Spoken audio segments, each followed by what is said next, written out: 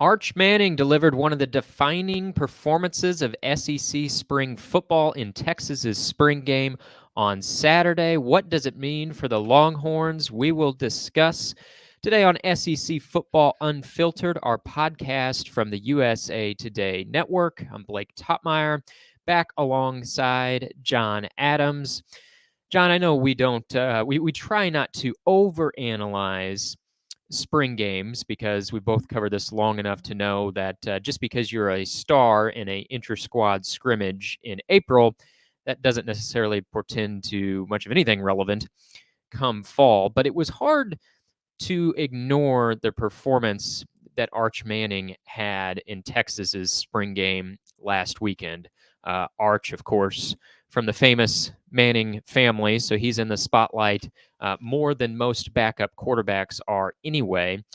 And then on Saturday, in that spring scrimmage, Manning was 19 of 25 for 355 yards, 3 touchdowns, 1 interception. Texas's incumbent starter, Quinn Ewers, played sparingly, threw an interception in his short playing time. Steve Sarkisian, he's not indicating any kind of quarterback controversy. He maintains Quinn Ewers is the guy. All signs continue to point as if Quinn Ewers will remain the starter. But what do you make of Arch Manning's performance in this spring game and what it could mean, if anything, for Texas? Well, for starters, I think because Arch Manning didn't win the job as a freshman, then didn't even become the top backup as a freshman, there was some kept skepticism. And I think some fans took delight in the idea, oh, he's supposed to be so great. And look at him now. Well, I trust the Manning genetics on this, and I would guess he'll be a really good quarterback. When or where, I'm not sure. But he doesn't have to transfer for money. So he's probably going to be at Texas and would be a heir apparent. That to me, we know how contrived spring games can be. And if a coach says, I want my number 2 quarterback or even my number 3 quarterback to look really good in this scrimmage, or I want offense to look good or defense to look good, they have the ability to shape the script, well, it is a scrimmage, to shape it the way they want to. And it was almost as though it was Steve Sarkisian's way of saying, I'm going to give Arch a chance to be really good. We're going to make a star out of Arch Manning in this game. And Arch took advantage of the situation and followed through. My guess is they calls a lot of his favorite routes, and everybody capitalized on it. So it was a win-win for them. I thought it was a good PR move for Steve Sarkisian. I don't think he's concerned at this point about Arch transferring. I don't think that's his worry. Uh, but I just think he wanted to make sure everybody remembered who this guy is. Just because he didn't have a presence this past season uh, doesn't mean he's not going to be another in the great line of Manning quarterbacks. And the other thing I wondered about, you said, yeah, there's no quarterback controversy. But you know what? Some fans, you know how fans are with the number 2 quarterback.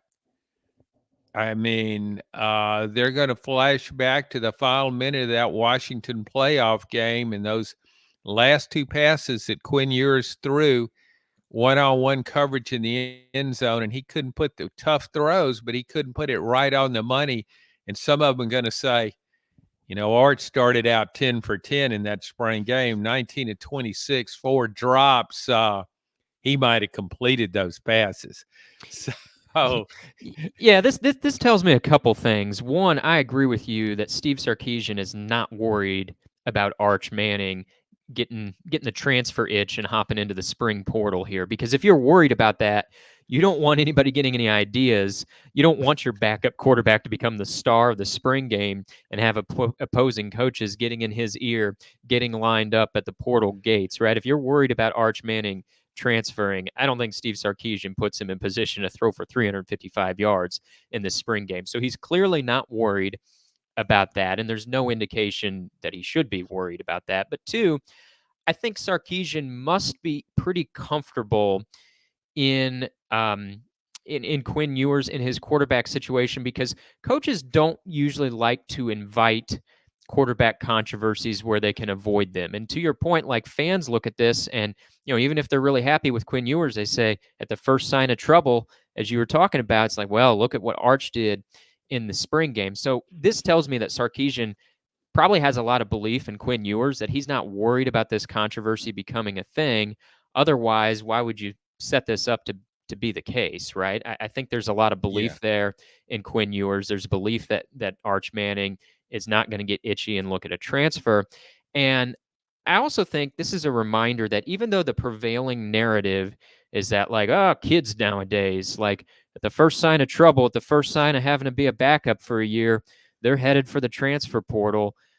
Some of that's true, right? But I think, like with anything, there are counterpoints to that narrative. And you look around the SEC, Carson Beck was a veteran backup quarterback at Georgia before taking over as the starter in his 4th year in the program. Year 1 as a starter, threw for 4,000 yards passing, nearly 4,000 yards passing. I believe he's the leading passer returning in the country this year, with Jaden Daniels, Bo Nix, and Michael Penix leaving. Carson Beck is the nation's leader in passing yards coming back from last year, and that was after he spent 3 years in the program as a backup. You look at Garrett Nussmeier at LSU. He spent 3 years in the program, mostly as a backup, was a starter for a couple games as a true freshman. Then Jaden Daniels comes in. Garrett Nussmeier goes nowhere. He stays, spends 2 years as a backup. Now in year 4, he had a monster spring game, for whatever that's worth. Brian Kelly is incredibly confident in Nussmeier. Maybe he has a Carson Beck type season this year. So, and Arch Manning can be another one of those guys where, maybe he spends another year as a backup this year, but then he would be poised in 2025 as a redshirt sophomore with 3 years of eligibility remaining, should he need all 3. Very well may not, but at a minimum could be Texas's starting quarterback for 2 years. So again, despite this, the prevailing narrative that this is the transfer era, you're starting to see a little bit around the SEC that some of these top programs are able to hang on to some talented backups, as hard as that is right now in the landscape of college football.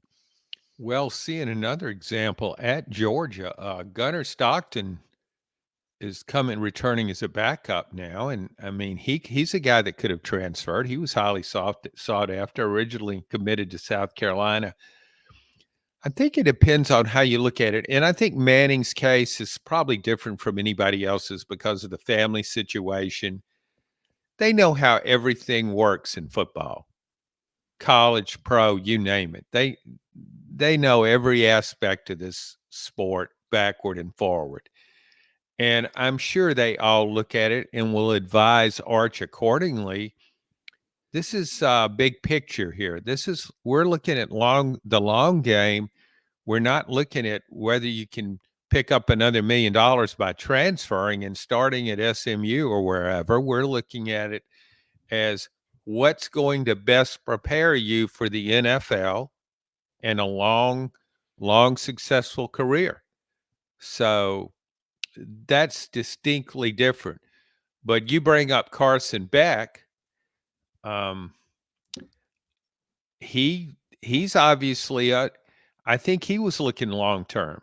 I think he thought in his situation, Blake, he easily could have been tempted because it was as though the coaches wanted him to be the starter a year earlier, but Stetson Bennett would just said, no, I'm the quarterback. I'm the one that's going to win another national title. Carson can back me up.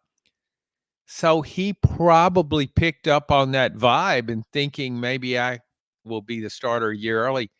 But even then, he stuck around, and isn't he driving a very expensive car now?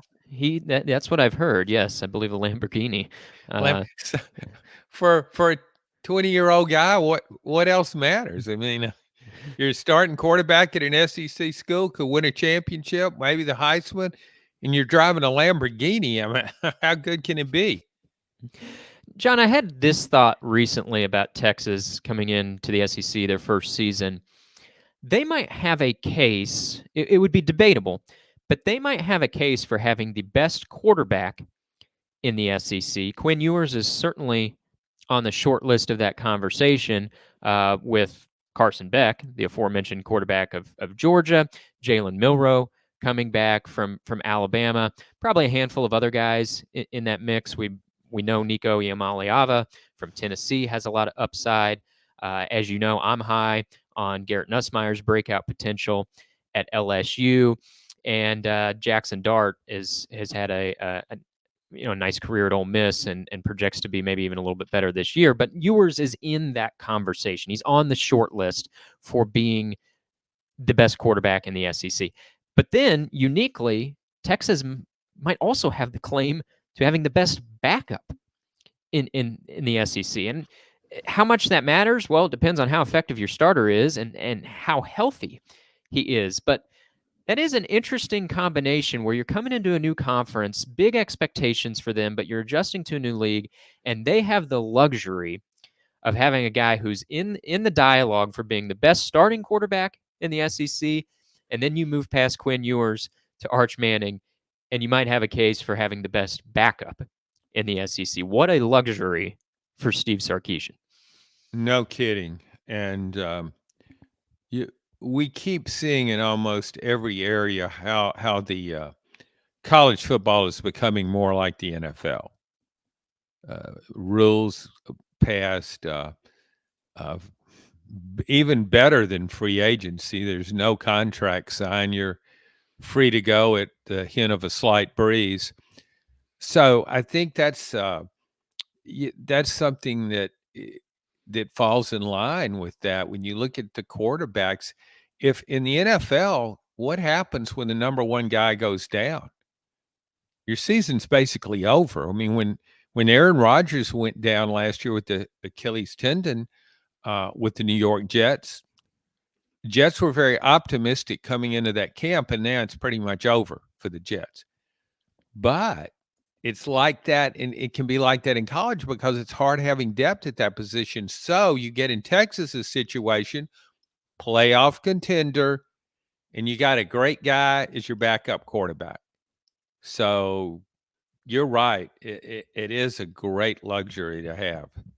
And when I look at this spring game for Texas, I mean, Arch Manning claimed all the big headlines, and that's who we're talking about off the bat here. But I think what was more important for me to see from Texas, and what fans were probably really excited about, was the way their wide receivers played. Now, once again, you have to add the necessary caveat of it's a spring game, right? I mean, we're all in danger of overanalyzing this, but that is one of the bigger storylines for Texas this year. Is they lost Xavier Worthy, they lost A.D. Mitchell, their top pass catchers from last year. Now they brought in a lot of talent on the other side of that, including Isaiah Bond, the transfer from Alabama, who is the hero from the Iron Bowl, including five-star freshman Ryan Wingo, who is a national top 50 prospect out of St. Louis. And those two guys were two of the stars in this spring game. Bond had almost 100 yards receiving, had a touchdown.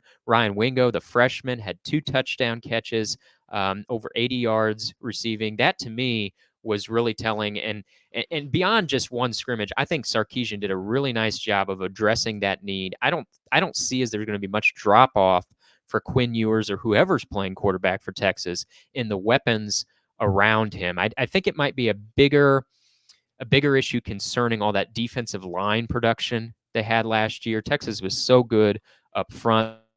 The run defense was excellent. They kind of hung their hat on that all season. And so that's maybe my only real lingering question with Texas is how did they address, some of those defensive front departures. But as far as wide receivers concerned, I feel pretty good about what they have assembled there for Quinn Ewers in that passing attack. Yeah, and Texas is okay at running back too. When you think about Steve Sarkisian's track record for offense, the offenses, you can pretty much count on it being there. You go back to when he was a coordinator at Alabama and all those great receivers. I mean, this is a system where everybody would like to play in: quarterback, running back, wide receivers. So we can look for Texas being well stocked. And when you think about it, Blake, we've discussed this before, but I just think so many fans look at Texas, SEC fans, longstanding SEC fans, look at Texas coming into the SEC, and the Longhorns are about to get their comeuppance. They're not in the Big 12 anymore. They can't, score 40 points at the drop of a flag. But SEC teams need to be wary of Texas, because they are going to put so much pressure on defenses. We've already seen it with Sarkisian. We saw it in those Alabama games. Uh, you can't score enough to put those guys away, and you better have that in mind. If you're leading, you better not ease up on that accelerator, because they can score so much. And I don't think, yeah, Texas will face challenges, but the SEC will face challenges from Texas as well. Yeah, when we look at Texas's schedule this year, it's a pretty tough one. They play at Michigan in the non-conference in week 2. Within the conference play, they've of course got their rivalry game with Oklahoma. The Sooners also in their first league in the SEC. The very week after that, they have Georgia at home in Austin, Kirby Smart program, making the trip to Texas in what will be maybe Georgia's most interesting game of the season. And then the schedule eases up a little bit for Texas. They got a pretty good late October, early November draw within the SEC, and then they conclude by playing at College Station as that rivalry with Texas A&M renews. As I look at it, John, I mean, I know we're both high on Ole Miss. I think we both hesitate to write off Alabama, even with the coaching transition there. And I have some concerns about LSU's defense, but I think that offense will keep humming. Maybe not to the level with Jaden Daniels at the controls, but I still think there's a lot of talent on LSU's offense to make them a dangerous team. But really, as I try to think of top threats to Georgia, I mentioned Alabama, I mentioned LSU, I mentioned Ole Miss. It's hard for me to overlook Texas. I think that's where I start the conversation, at least in terms of top threat to Georgia winning the SEC this year. I think it is Texas. I think part of it is the roster that Sarkisian has built. I think the other part of it is that head-to-head game being in Austin, and that's going to be pretty tough environment for Georgia to come into right in the middle of the season there. So yeah, I think I would look to Texas being the top threat to Georgia. Do you share in that, or do you look maybe to Ole Miss or somebody else being the biggest threat to Georgia this season within the SEC? I like Ole Miss's schedule. I think it gets Georgia at home, and I really like what Lane Kiffin's done there. It's almost as though Ole Miss has gotten every transfer it pursued, and it's really going all in on this season. It reminds me, again, we're making the NFL college comparison. It reminds me of a team said, we can make the Super Bowl this year. Let's not leave any stone unturned. Let's do everything we can to enhance our chances. I really think Ole Miss has done that, and I think a lot of the players that were added in the transfer portal, I think one of the things Lane Kiffin has accomplished is he's made this a haven. He's made it a haven for transfers. So guys come in there, it's almost a badge of honor. Yep, we're a transfer. I'm a transfer. You're a transfer. So it's almost as though Ole Miss creates unity where you would think there might not be unity with all these mercenaries, if you will, coming in, but they've made that a hip thing in Oxford. I really think Ole Miss is the number one challenger, and I catch myself when I say that because it's hard to put Ole Miss program wise, history, tradition, and all that stuff says Ole Miss shouldn't be there, but I think it is, and My so I kind hesitation, of yeah, my hesitation there, John, is 52-17. I know Ole Miss they should be a little bit better than they were last year. Had a good team last year and lost to Alabama, but got absolutely run over by Georgia. Now that game was in Athens, and you're right, it flips to Oxford this year. But I covered that game, and so maybe I just can't get over what my eyes saw that night in Athens. But Georgia just pasted them 52-17. The teams are different this year, but Georgia does bring quite a bit back. Ole Miss brings some back, supplemented it, particularly on defense, with some better transfers on defense, and you better hope so after allowing 52 points to Georgia last year. But that's my hesitation there is I think Ole Miss is going to have a good season. I think they can make the college football playoff. But if they were to get into a head-to-head with Georgia, I wonder if they could pose as many problems for Georgia as what Texas could. No, that game does raise a red flag, and that's a valid concern if you believe Ole Miss could win the whole thing. But I do think Ole Miss is better, and Georgia.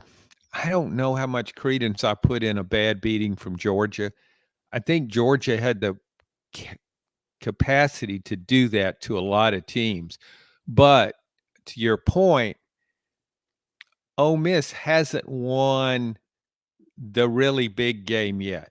It's been close, but it's still a step below top tier playoff. Now in a 12-team playoff, yeah. But see, even if there were only a 4-team playoff this year, I would consider Ole Miss a strong candidate to make that playoff. But as I say that, I have a hard time shaking. I wasn't there. You were covering the game. I watched it, though. I have a hard time shaking that image.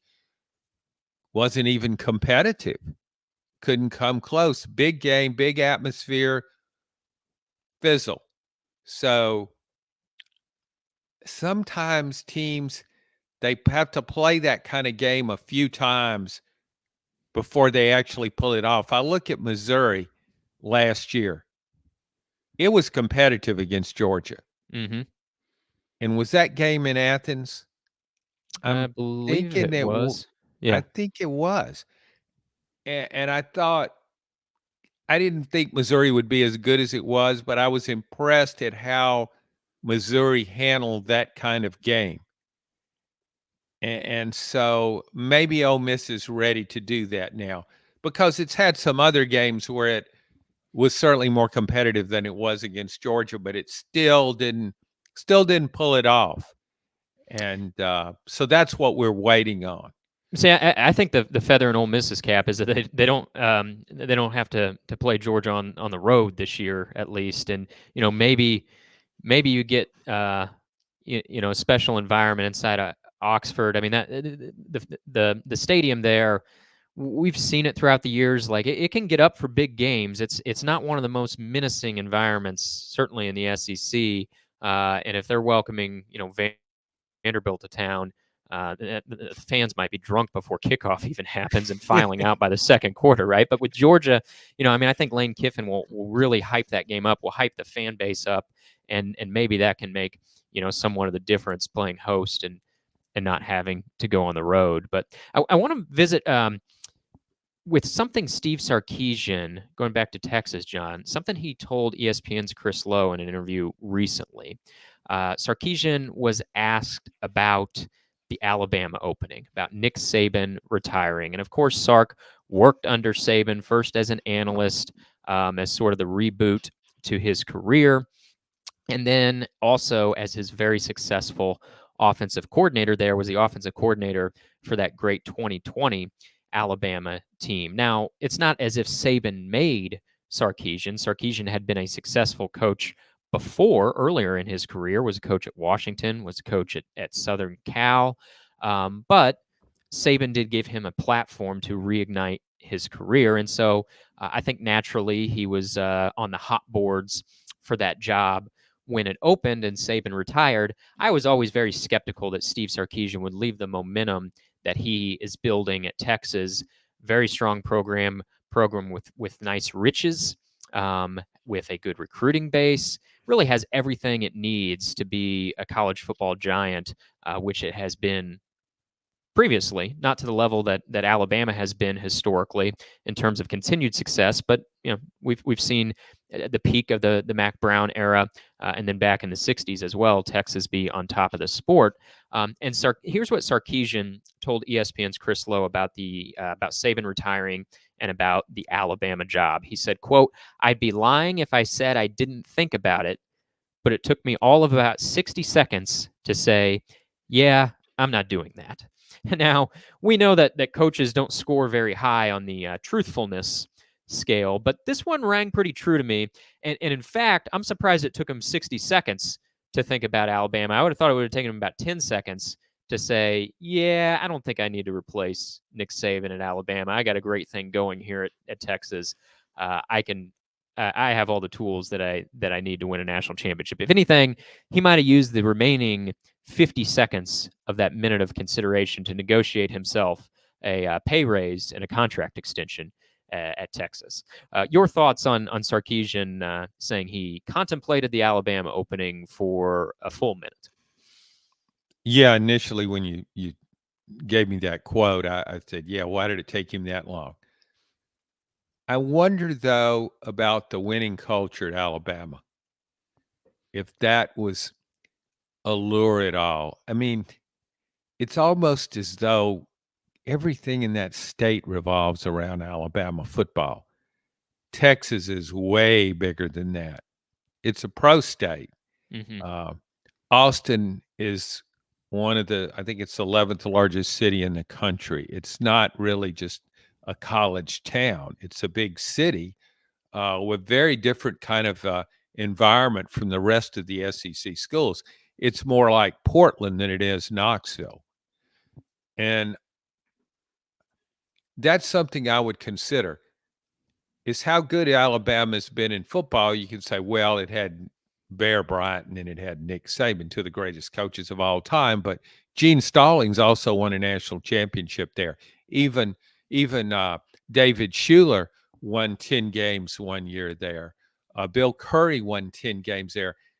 It's just so important. Alabama football is so important. It matters to so many people, and it's something to build on. And I think it impacts the whole state, the way that program is viewed. And I think it's a great place to recruit to.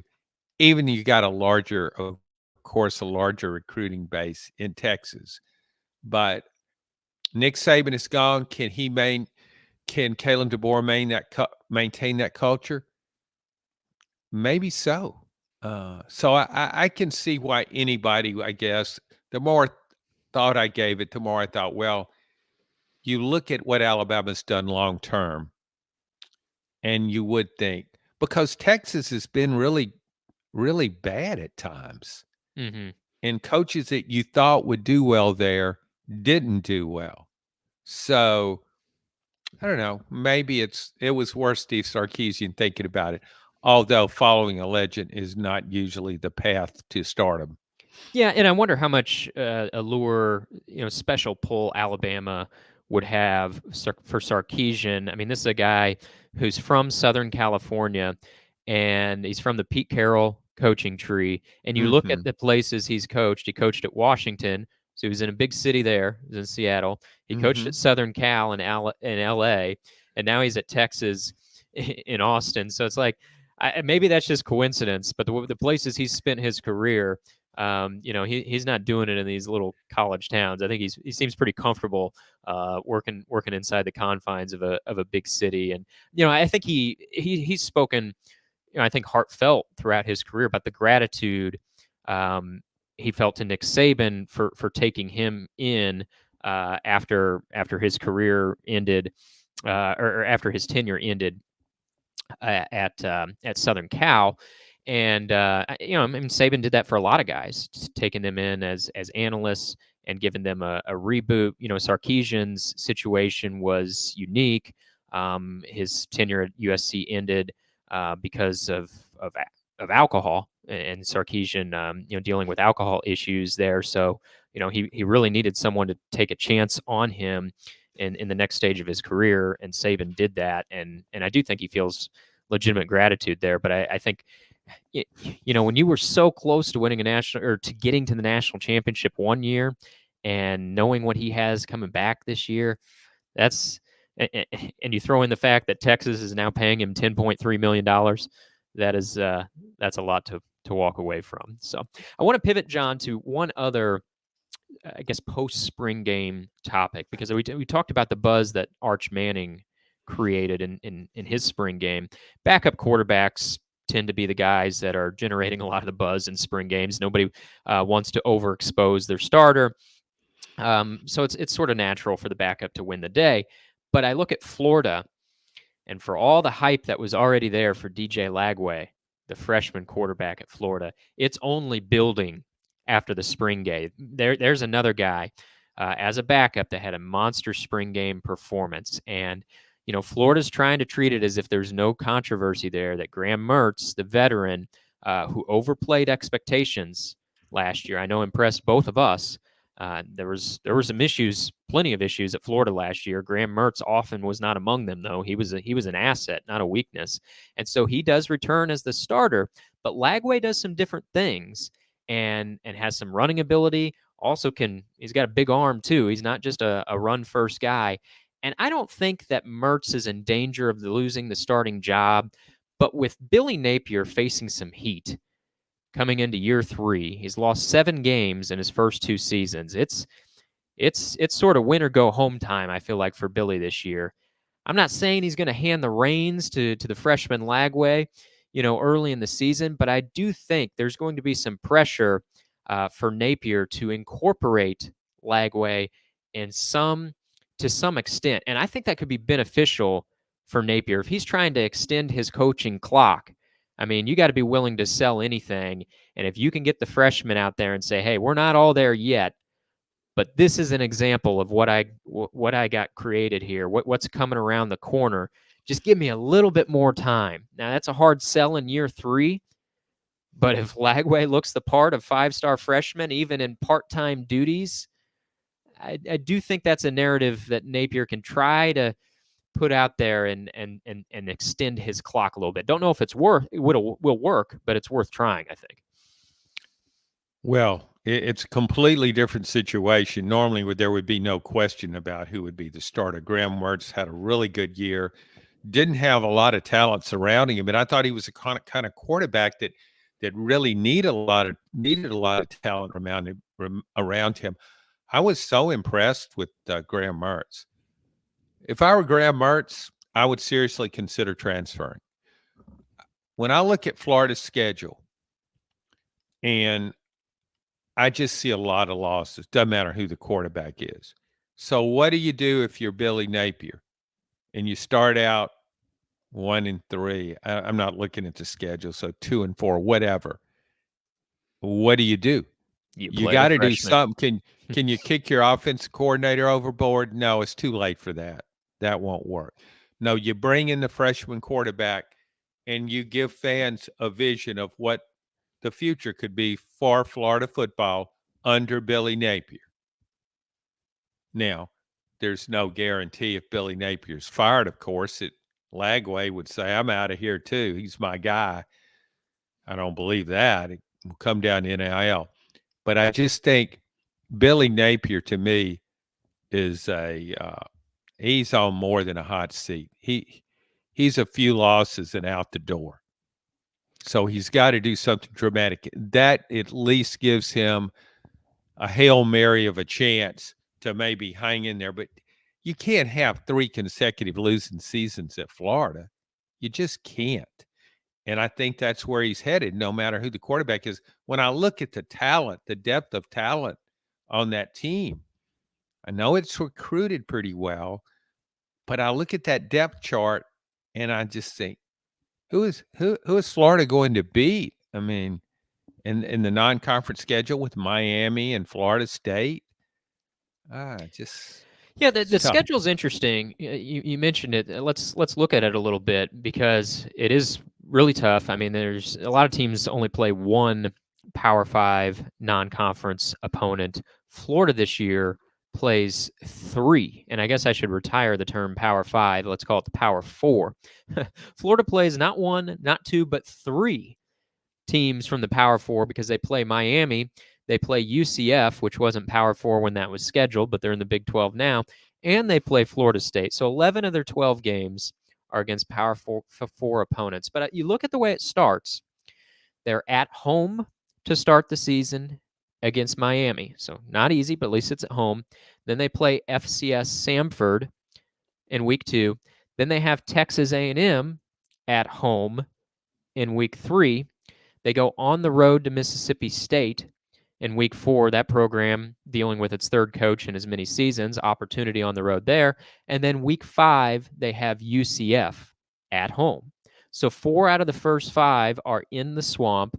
I don't look at any of those games and say automatic loss. I mean, I look at some tough ones there, but I don't see automatic loss coming in the first 5 weeks. And so, yeah, I mean, I could see a situation in which Billy Napier saves his job this year. I think it requires a hot start.